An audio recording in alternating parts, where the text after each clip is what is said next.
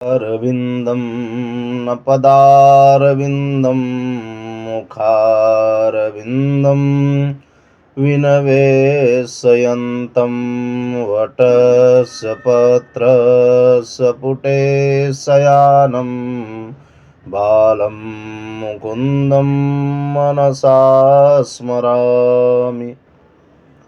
नैमिषारण्य की पुण्य भूमि में सभी ऋषिगण जैसे पृथु महाराज की सृष्टि का वर्णन जानने के लिए प्रश्न किया था, तो आज 14 मनवंतरों को जानने की अभिलाषा से सभी ऋषियों ने महाराज रोमहर्षण पुत्र सूत जी से प्रश्न किया कि प्रभु, आपने जो हमें संपूर्ण कथा और सार तत्व सुनाया, उससे हम परम आनंद की प्राप्ति कर लिए।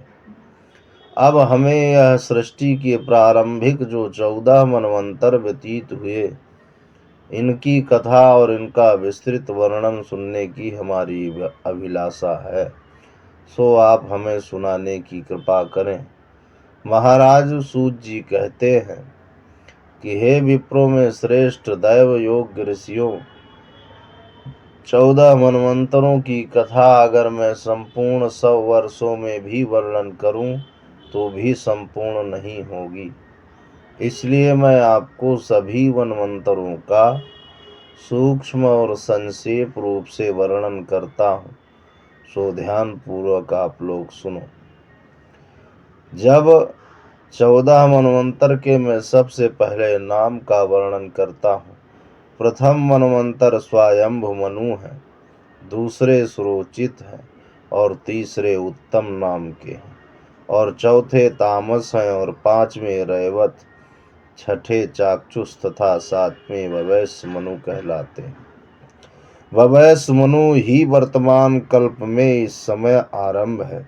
इसके बाद सावर्णी भौत्य रौच तथा चारुमेरु सावर्ण नाम के मनु होंगे। भूत वर्तमान और भविष्य के मिलाकर यह 14 मनवंतर व्यतीत होंगे। मैंने जैसा सुना है वैसा आप सबको वर्णन करता हूँ। अब मैं इन मनु मनवंतरों के देवता और ऋषियों का वर्णन करता हूँ।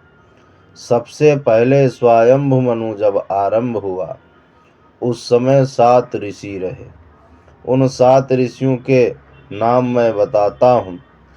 पहले हैं मरीच, अत्रि, अंगिरा, पुलह, पुलस्त्य और वशिष्ठ, क्रतु। ये 7 महर्षि ब्रह्मा के मानस पुत्र उत्तर दिशा में निवास करते थे।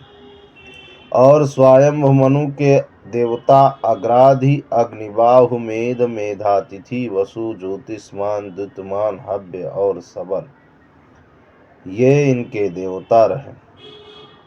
10 स्वयंभु मनु के महाबली पुत्र थे। हे विप्रगण, यह प्रथम मनवंतर मैंने आप लोगों से बताया। सुरोचिस मनवंतर में प्राण, बृहस्पति, दत्तात्रेय, अत्रि, चवन, वायु प्रोक्ता तथा महाव्रत ये महान 7 ऋषि हुए। और तुषित नाम वाले देवता रहे।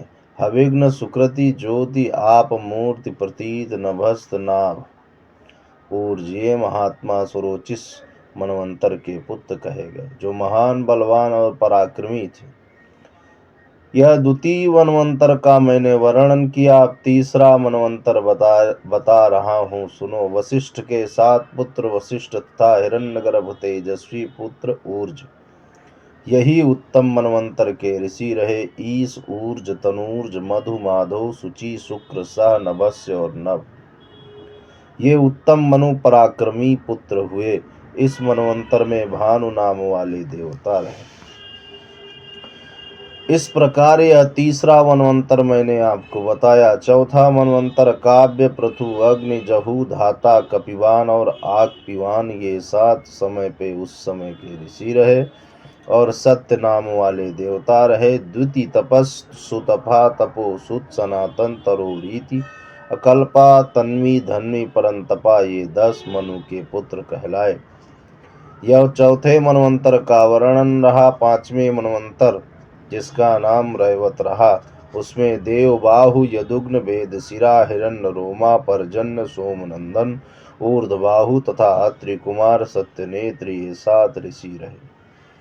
अभूर, तजा और प्रकृति नाम वाले देवता रहे। घृतिमान, अव्यक्त, युक्त, तत्वदर्शी, निसुतकुरा, आरण्य प्रकाश, निर्मोह, सत्यवाक और कृति ये रैवत मनु के पुत्र थे। यह 5वां मनवंतर व्यतीत हुआ। उसके 6ठे मनवंतर का मैं वर्णन करता हूँ, सुनो। उसमें भृगु, नभ, विवस्वान, सुधामा, विरजा, अतिनामा, सहिष्णु ये 7 ऋषि रहे। लेख नाम के देवता रहे। नावन्य नाम से प्रसिद्ध रुरु आदि चक्षुष मनु के 10 पुत्र कहलाए। यहाँ तक 6ठे मनवंतर का वर्णन हुआ।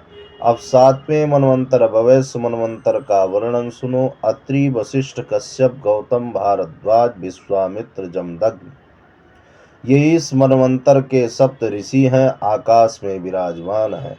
साध्य, रुद्र, विश्वेदेव, वसु, मरुद्गण, आदित्य और अश्विनी कुमार ये इनके देवता हैं। इस वर्तमान मनवंतर के देवता माने गए। भवैश्य मनु के इक्ष्वाकु आदि 10 पुत्र हुए। ऊपर जिन महान तेजस्वी महर्षियों के नाम बताए गए, उन्हीं के सभी संतति और पुत्र आदि समस्त चहु दिशाओं में विस्तृत रूप से फैले हुए। मनवंतर बीतने पर 4 महर्षि अपना कार्य पूर्ण करके, प्रत्येक मनवंतर समाप्त होने पर 4 महर्षि अपना कार्य पूर्ण करके स्वयं रोग व्याधि से रहित होकर इस संसार से युक्त हो जाते हैं और उनके स्थान पर दूसरे 4 महर्षि उपस्थित होते हैं। भूत वर्तमान काल के 7 ऋषिगण इसी क्रम से होते आए हैं।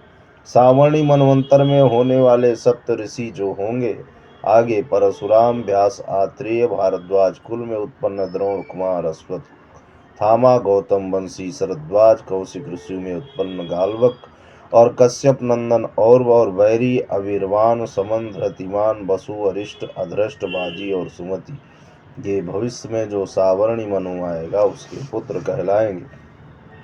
प्रातः काल उठकर ये मनवंतरों का वर्णन जो सुनता है या पढ़ता है, जो देखता है, वो यश, कीर्ति, समृद्धि का अधिकारी होता है और उसके जीवन में किसी प्रकार का अभाव नहीं होता। भविष्य में होने वाले अन्य मनवंतरों का संक्षेप में क्या वर्णन करूं मैं। 4 प्रजापति के पुत्र और बाकी सूर्य के पुत्र ये सभी भविष्य में होने वाले मनवंतरों के अतिरिक्त भौम, द्वितीय आदि नाम से विख्यात होंगे। अब मैं इस सृष्टि के सुरश्रेष्ठ ब्रह्मा जी के आगे 4 युग जब समाप्त हो जाते हैं, चतुर्युक्त 1 मनवंतर समाप्त होता है। चतुर्युगनीय 1 कल्प समाप्त होने पर 1 कल्प की समाप्ति होती है। और इसी प्रकार जब चतुर्युग समाप्त होते हैं तो ऊर्ध्व सूर्य भगवान की किरण से प्राणी दग्ध होने लगता है। उस समय शास्त्रज्ञ, ब्रह्मचारी, सन्यासी, वानप्रस्थी और उत्तम ब्रह्म का उपासक और ब्रह्मा सहित कई दिव्य महर्षि गण जो जीवित रहते हैं, वो सब कुछ भगवान ब्रह्मा को आगे करके सुरश्रेष्ठ के पास जाते हैं, भगवान नारायण के पास, और ब्रह्मा जी उनको लेकर के भगवान नारायण में सम्मिलन हो जाता है और वहाँ पर कुछ समय तक, कुछ अवधि तक शयन करते हैं। उसके बाद पुनः यह सृष्टि का क्रम आरंभ किया जाता है। मुनीश्वरों, अब मैं इसका वर्तमान महान तेजस्वी मनु कुमार की सृष्टि का वर्णन करता हूँ, सो आप ध्यान पूर्वक सुनो।